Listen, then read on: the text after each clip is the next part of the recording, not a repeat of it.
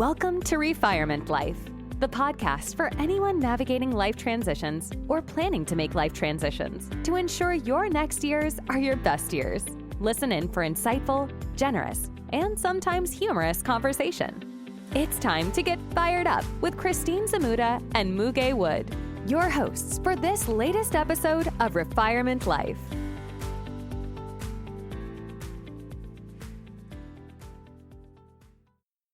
Hello, everyone. Welcome to episode 38, Refire, Don't Retire, How to Live a Longer and Purposeful Life.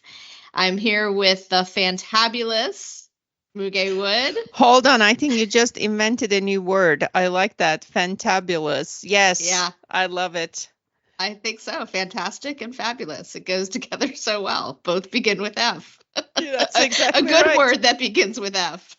Yes, that's exactly right. You know, I have this habit of talking to Alexa as part of my morning routine. And I say, Alexa, what is the SAT word of the day? Because I am trying to enrich my vocabulary. And the words are okay. Sometimes they are like a little too easy even. But this one, you can't find this in Alexa. That's when I get to talk to you. Excellent. Well, I'm going to do that Alexa trick. My husband does the joke, the dumb dad joke of the day, but maybe we need more vocabulary in our lives. Yes, we do. So, as a quick sidebar, I have a whole routine around this where I am making coffee, puttering in the kitchen in the morning. So I'm like, Alexa, read the news. Alexa, joke of the day, SAT word of the day, wellness tip of the day, and slang word of the day. So I kind of run through that and I'm like, I think I am more enriched and smarter and joyful already, like within 7 minutes of starting the day. And when I travel, I can't really do it like I do at home. And I'm like, I am missing the slang word of the day today. Yeah, that's cap. That's cap. That's what my son says. All right, cool. Well, let's get into it. Let's start with some reflections and then we'll get into our topic. Reflections from the last 2 weeks. I think I mentioned in one of the prior sessions that Paul and I were taking salsa classes. We've never taken a dance class together.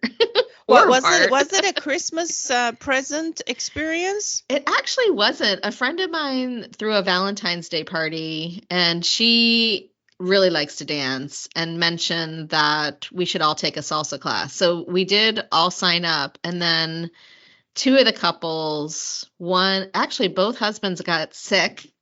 And I put sick in quotes because I did want to see the COVID test. It's like, is that just a convenient COVID test that he didn't have to come? But no, in all seriousness, they actually both got sick. And then Paul and I were the only couple that went the first night. And, I got to hand it to my husband. He goes into this place. There's like a loud salsa music playing.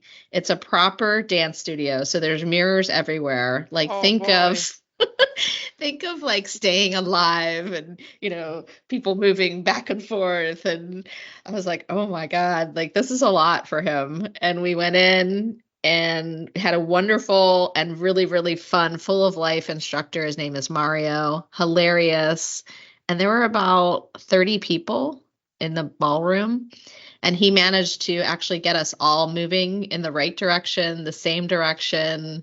Super fun. And I said to Paul, sort of midway through, are you doing okay? He said, I'm totally fine as long as none of my friends can see me doing this. I'm totally fine.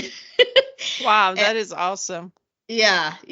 And our biggest problem dancing has always been me because I like to lead and like, let's go this way, spin me around, do this, do that.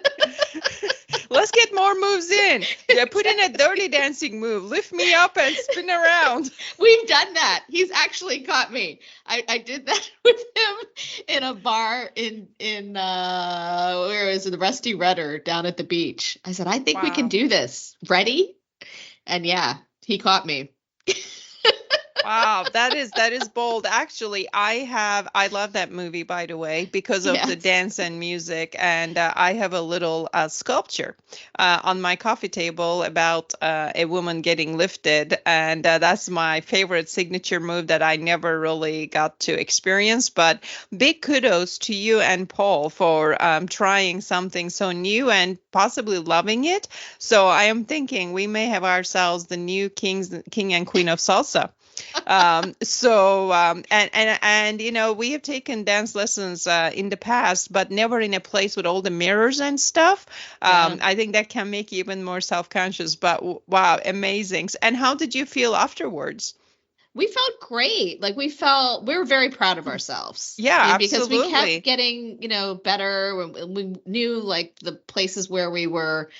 We had this one hard transition that we just, kept messing up, kind of like the movie, right? Like the Dirty Right. Dancing movie where they show those outtakes, and then finally, like, we got it, and we're like, yeah, like high five and feeling great, and like, let's do it again. Okay, we got this. We got this. It was fun.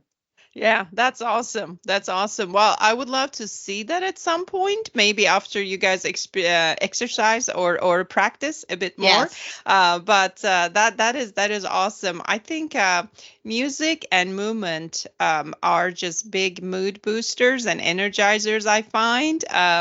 That's why I like getting a little lost in a Zumba class kind of towards the back and keep moving.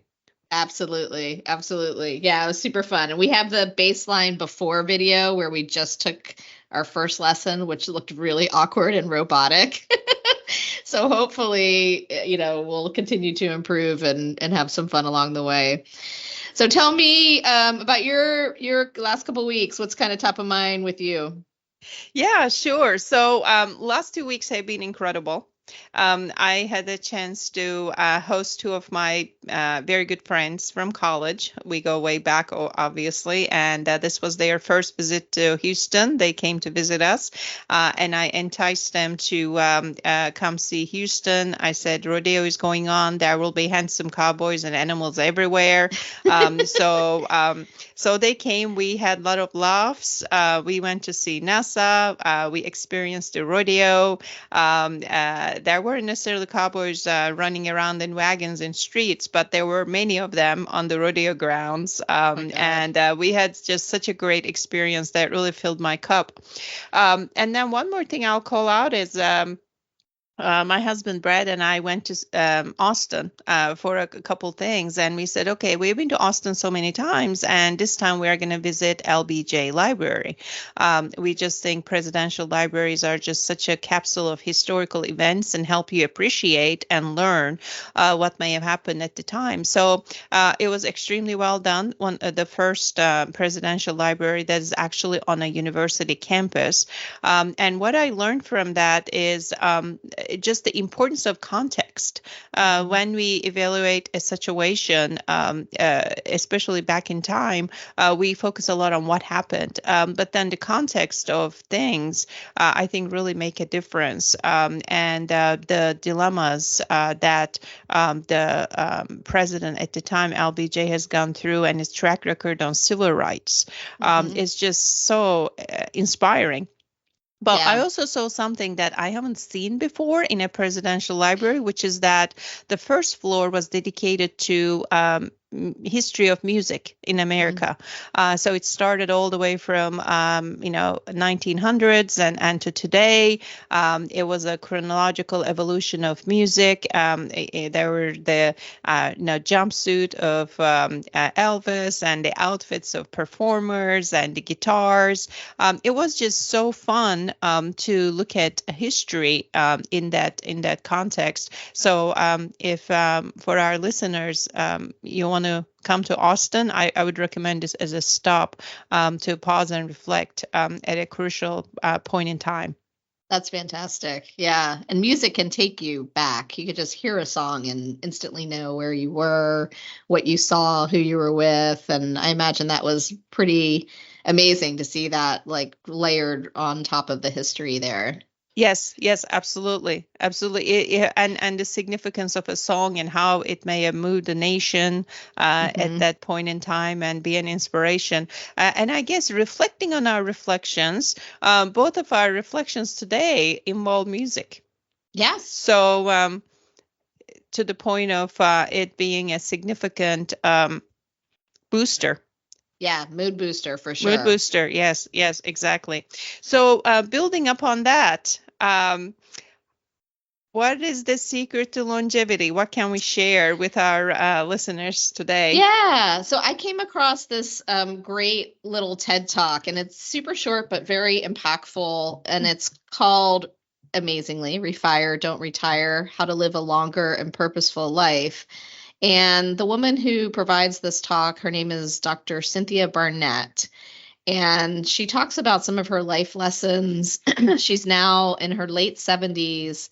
She's a speaker, facilitator, basically a life coach. She draws back on her time in her 30s when she found herself as the sole provider of income and support for her three daughters. She was divorced, really in a challenging spot. And she looked back on her life and figured out, like, well, how did I come to be such a happy, um, just a person who has lived a great life and has helped others live a great life. And she talks about three secrets that she calls to doing this. And the first one I think is really powerful, and it's called just take 100% responsibility for your life. And I know in working and talking with people that sometimes this is not easy. People might feel a little bit sorry for themselves, or they're looking at, what others have that they don't have. And, why is that person so lucky? And, is there really luck in life, or do you make your own luck? Right. So it is pretty incredible, and I really appreciate you, Christine, surfacing this TED Talk. I listened to it. It wasn't long, but it was very impactful. And one thing that stayed with me, Dr. Cynthia Barnett said early on, is she said she's more energized and purposeful now at the age of 77 compared to where she was at the age of 32. And when people look at her, they look at her vitality, her energy, and cannot believe she's 77 years old. And that's not just about the appearance, but how she lives her life and found her purpose. And I think it is very normal for us time to time to feel sorry about ourselves when something bad happens, and maybe blame the circumstances and throw ourselves a pity party. The thing, though, is how do we get out of that? How do we overcome that thought process and refocus ourselves on things that we can control and influence that make our lives better? And when we do that, I think we immediately feel better because we are in more control, and we are able to shape what can happen to us going forward. Now, we are not saying there are not things we cannot control. Yes, there are plenty of that, but focusing on things that we can control, you just feel better about yourself, immediately. And of course, the ripple effect of this for those around you. So she's an amazing inspiration. That was an excellent TED Talk. Totally. Yeah. And, and when you hear things like this and you kind of keep them close, you see moments of inspiration. And this is like just a little micro moment of inspiration. But I was talking with a friend yesterday, and she had a lot going on in her life. Her husband's father just passed away a few days ago. She also said, I'm helping my son move. He broke up with his girlfriend. He's going to come back home for a little bit. And she also had like a pretty debilitating health issue recently that she's just managed to, get under control. And I was just looking at her like going, oh my gosh, like that is so much, so much on your plate. What can I do to help? And also just, how are you doing? And she looked at me with like just this amazing clarity and just says, well, I just feel so lucky that I have this health issue that's manageable. Like that's what she looked at first. Mm-hmm. And also, and I know my husband, I've gone through losing a parent. I know how to help him. But that's just a little micro moment of she's taking 100% accountability for her life. She's not, down and out, not like doesn't know what to do. She's Mm-hmm. taking things one step at a time. And I just thought like, wow, like how great that she's got that ability to look at everything and still get through the day one step at a time. Yeah, what an amazing perspective, Mm-hmm. and how it is almost a positive experience out of a lot of adversity. Right. That also is inspiration. It is, I think, really hard to do it well 100% of the time, but I think we Mm-hmm. probably know people who have that amazing perspective that sometimes I think has a flavor of gratitude in it as well for Mm-hmm. seeing what is good about the Yes. situation. And I had the privilege of working with an individual, and he was just generally positive. Mm-hmm. Even when things didn't go well. And it could be a disposition, it could be background, upbringing. But what that does is just you feel the empowerment and positivity and a bias for action that can create your path. And help those around you. And it is just great to be around that kind of attitude and perspective. It's really something to aspire to. Yeah, yeah. People like that are infectious. I love working alongside of Yes. folks who can see the good and see the, like you said, the path forward even when things are difficult. Yeah. All right. Well, so secret number 2, this is leave a legacy. And I really like this visualization exercise. And what she mentions is imagine your 100th birthday party. And what does it look like? Is the party small? Is it just a few people, maybe your family only? Is it family and friends? Is it family, friends, and community? People that your actions have touched. What does it look like? Is it, festive? Is it wild? Is it colorful? And also, what would those people say about you? What would they say about how you made an impact on them as people? How you made an impact on maybe causes you were involved in? What would it look like? It's a pretty deep thinking, I think, that is questions invite. And Hmm. when you said 100th birthday, so immediately I'm like, what kind of cake would I have? So it's all about, birthday and the cake. But, joking aside, pretty deep questions. I think who you want to have by your side and what they will say about you. Is pretty big, and I think being mindful of that most of our lives, if not every day of our lives, is a great guiding power in how we decide to choose our time.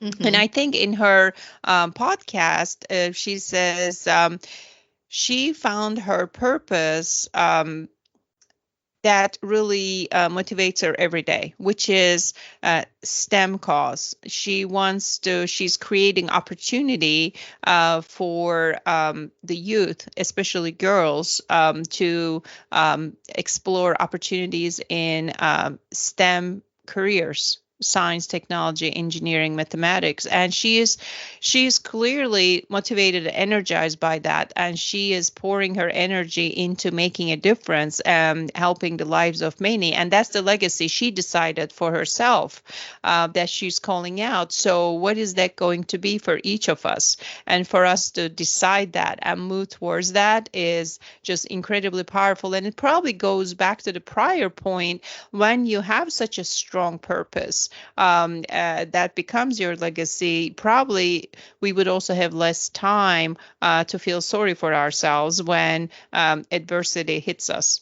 Yeah, yeah. And I think having that bigger picture also is highly motivating. And We had a guest on our show, Mark Congdon, who wrote, he actually just released his book. It's now an Amazon #1 bestseller called The Ideal Life. And in a similar fashion to thinking about your legacy, he poses the question, what would people say about you at the end of your life? So maybe you're not at the party, but at the end of your life, and has this very powerful framework, which I've been through, and now I'm coaching people on, because it just was impactful and enlightening for me. And one of the things he talks about is, what's your big aspirational goal, something that you may never accomplish in your life? Because there's also, along the lines of our purpose and driving towards something, the chemicals in your brain have ups and downs, right? Like dopamine and planning is very highly associated with, the rewards and achievement, and how your brain works. So like checking things off your list, there's a dopamine hit for that. Anyway, so we go through this thing, and one of the items that really hit me hard was this idea of driving equality in the arts, and ensuring that female artists have better representation than they do today in the arts. So I went and sort of made this big goal that I'm going to level the playing field. At the end of my life, that playing field will be leveled. Now, I might make 1, 2, 3 percentage points in that dent, or maybe I'll solve it. Who knows? But that's something that came to me in my own visualization, and started this not-for-profit, which is now active, called empowerartequality.org. And we'll start providing some free and paid advice for artists. And I'm doing this Tom's model, where, if an artist buys it, I'm going to give 1 seat free for another artist who needs it, to hopefully make a difference. But I think the tie-in is thinking at longer term. What's that longer term goal? Tied into legacy, tied into purpose, tied into having fun too, because I think, some new doors will also be opened, and learning, etc. So this TED Talk kind of hit me thinking about that as well, and tying into what Dr. Barnett said in terms of leaving a legacy. It's amazing. First of all, congratulations. Thanks. I think that's incredible. When I think of these types of goals, I think we are all drawn to different causes for different reasons. Sometimes it can be overwhelming. How am I gonna solve this big challenge? But then we bring it down to what we can do to help one person, or 2 people, or 3 people who we know in our community, in our neighborhood, where we may make a difference. And if that's all we are able to do, that is still very impactful and rewarding. So I'm sure your reach and impact will go far. And I think the other thing that your example, Christine, reminds me of is the intersection of multiple things you are passionate about, and the combinations, because you always say being an artist, and you're being passionate about helping people, providing opportunity, and combining those things opens new doors. So there's a lot in there. I'll go check out your site, which undoubtedly will make a great difference. Yeah, thank you so much. Thanks. I think that's it, is like finding, and we've talked about this before, finding where your passion intersects with a place that you can help people is a powerful thing. And we've covered that in great detail for people. I think that was even our 2nd episode, if I remember correctly, for people who want to go back to that. I love Cynthia's 3rd secret, which is know your purpose. And it's a perfect segue to this is what we just talked about. Identify what lights you up. What are the things that you can spend hours on and not even realize that much time has passed? How can you make a difference with others? And and knowing that we are wired to help people. And when you do even little things like hold the door open for someone, look them in the eye, you are actually getting an oxytocin hit in your brain. Like doing something nice for someone, it's rewarding. Making sure you have a couple dollar bills in your pocket to give a homeless person $1. Like I don't often carry cash anymore. It's all on a debit card, but doing that little thing. And when you don't do it, do you feel bad walking away from that person? Most of us do. Yeah, most of us do. Yes, that's right. I think we are compelled to help when we can. That's why this belief that sometimes it's maybe easier to feel bad and negative about what's going on around us. But I think there is more good than not in the world because of that drive to help others, because we are all wanting to be part of a community, want to give and receive support. That's absolutely right. And I think when we step outside of ourselves and focus on others in the ways by which we can make a difference, you're absolutely right. It just changes the way you feel, and you know you're doing the right thing. So that's all about, I think, honoring and acknowledging how you feel and moving in that direction. We experience that a number of ways every day. The choices we make for what we eat, how we move, who we speak with, and when we go in the direction that actually makes us feel fulfilled and rewarded, this definitely is close to the top of the list. I will share example, a friend I have, and she's dealing with a really difficult health situation in her family. And she always loved teaching violin. Her purpose is to bring joy to the youth through music. So she loves making music. She's a fantastic player, and she found great purpose and joy even in the midst of the recent adversities she's dealing with through her craft of teaching music to the youth.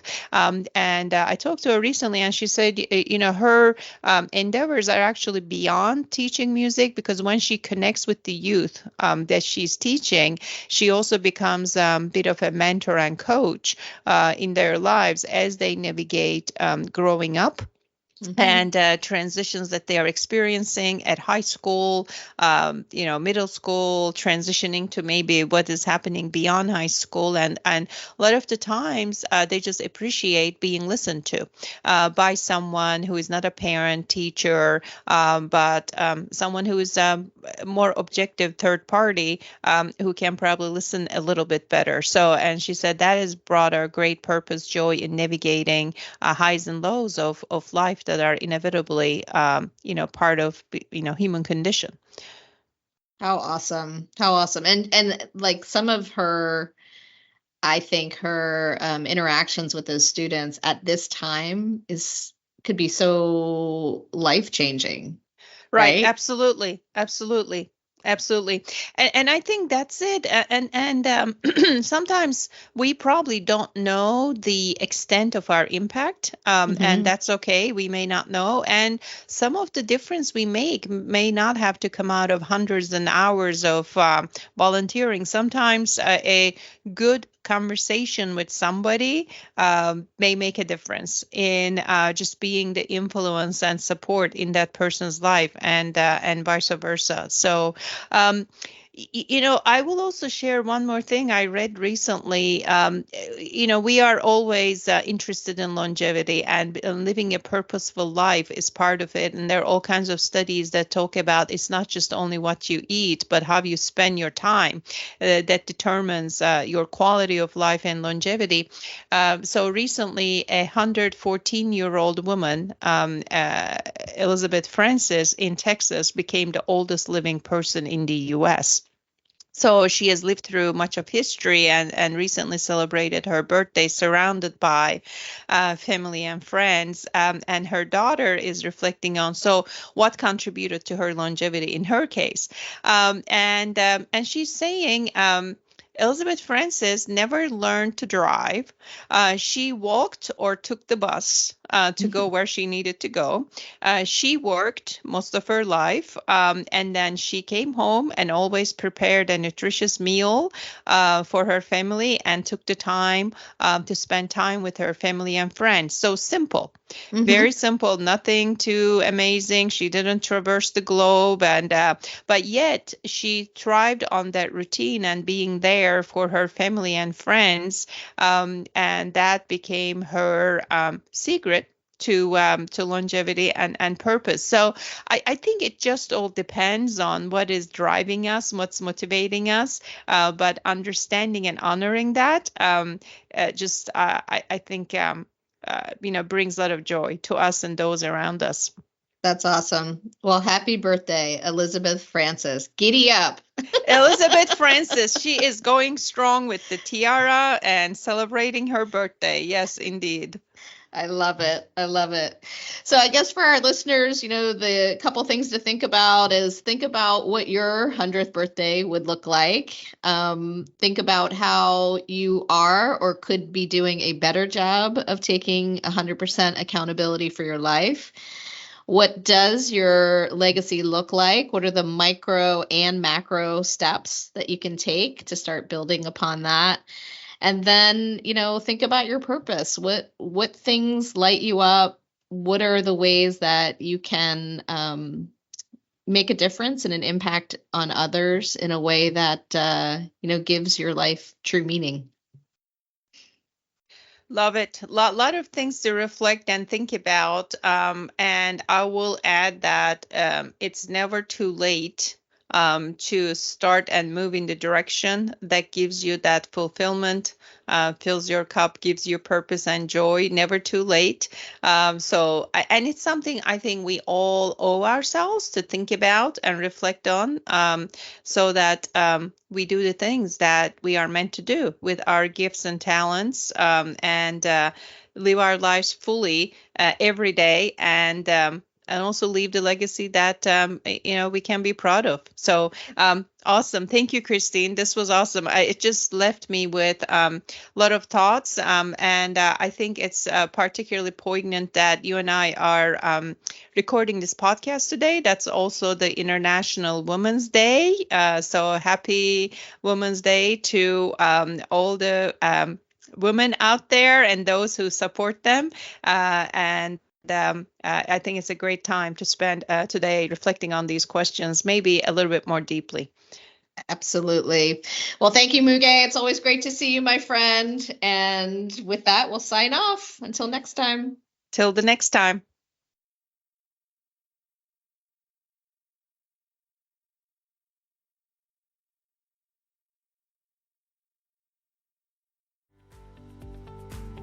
Thank you for listening. Our hope is to spark a little joy, inspire, and educate our listeners in ways to live an even more meaningful life. If you have reactions to share from what you've heard, please visit our website, refirement.life, to leave a voice message. You may even be featured in a future episode. To keep in touch, subscribe to our podcast, Refirement Life, using the podcast player of your choice. Always remember, you are never too old to set a new goal or to dream a new dream. Thanks again for joining us on this episode. Until next time.